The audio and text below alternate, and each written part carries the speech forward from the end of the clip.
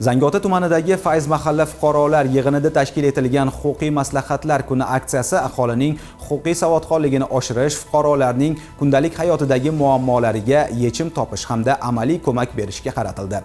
Jumladan, ushbu tashabbus doirasida mahalla aholisi uchun bepul huquqiy yordam ko'rsatildi. Tadbir davomida fuqarolarning turli yo'nalishlardagi murojaatlari tinglanib, malakali mutaxassislar tomonidan zarur huquqiy maslahatlar berildi. Ayniqsa, yer-mulk munosabatlari, ijtimoiy nafaqalar, bandlik hamda oilaviy masalalar yuzasidan savollar keng muhokama qilindi.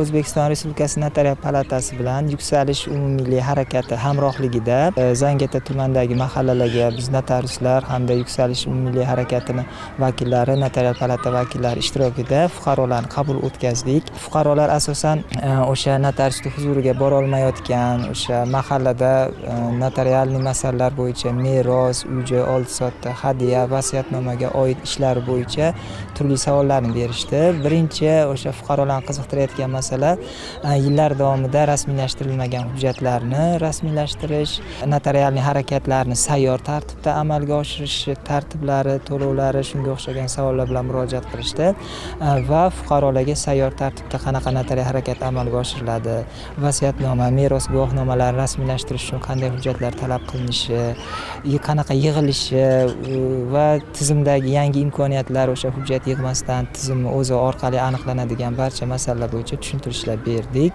Shu bilan birga oila munosabatlari, er-xotin o'rtasidagi huquq va majburiyatlar, mol-mulkka egalik hamda uni qonuniy rasmiylashtirish tartibi bo'yicha aniq tavsiyalar berildi. Bu esa aholining oilaviy huquqiy bilimini mustahkamlash, mulkiy nizolarni kamaytirish va huquqiy madaniyatni yuksaltirishga qaratilgan. Men sababi ikkinchi guruh nogiron edim. Ko'p yurish, uzoqqa yurish mumkin emas edi. Men shu muammoyimni yecha olmayotgandim. O'g'limga o'zimni uyimni o'g'limning nomiga o'tkazib berishga. Menda yechim topilmayotdi. Hozir keldim.